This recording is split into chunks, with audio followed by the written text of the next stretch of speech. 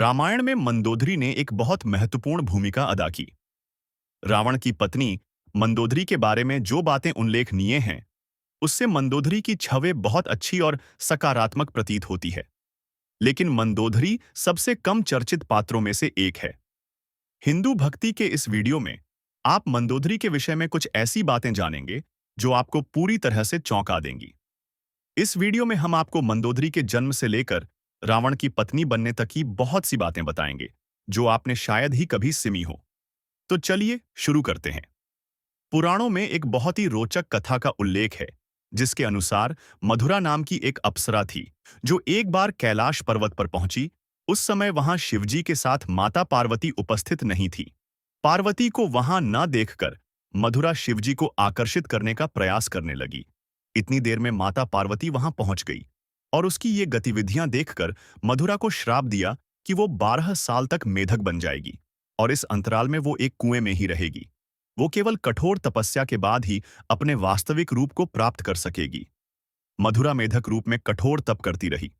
इसी समय ऋषि कश्यप और दिति पुत्र मयासुर और उसकी पत्नी हेमा, जो एक अप्सरा थी, एक पुत्री प्राप्ति की इच्छा से तपस्या करने गए।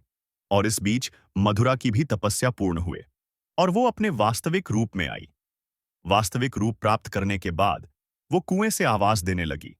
मयासुर और हेमा उस आवाज को सुनकर मधुरा की सहायता करने पहुंचे। दोनों ने उसे बाहर निकाला और अपनी पुत्री के रूप में स्वीकार कर लिया। इस पुत्री का नाम उन्होंने मंदोदरी रखा। मंदोदरी के विवाह योग्य होने पर उसका विवाह ऋषि विश्रवा और कैकसी के पुत्र रावण के साथ हुआ।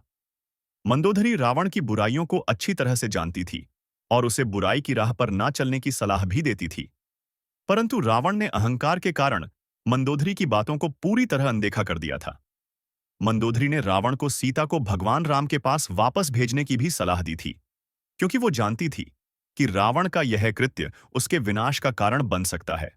परंतु अंत में रावण ने वही किया जो उसके प्रारब्ध में था।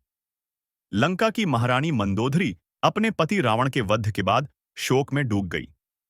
युद्ध भूमि में राम ने मंदोदरी को इस अवस्था में देख उसे याद दिलाया कि वो अभी लंका की महारानी और रावण की विधवा है।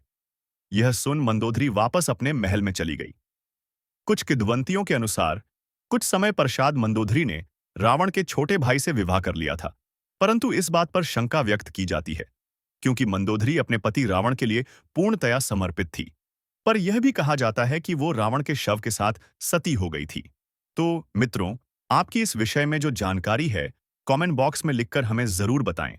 और अभी के लिए हम आपसे विदा लेंगे। अगली बार मिलते हैं एक और पौराणिक कहानी के साथ। नमस्कार।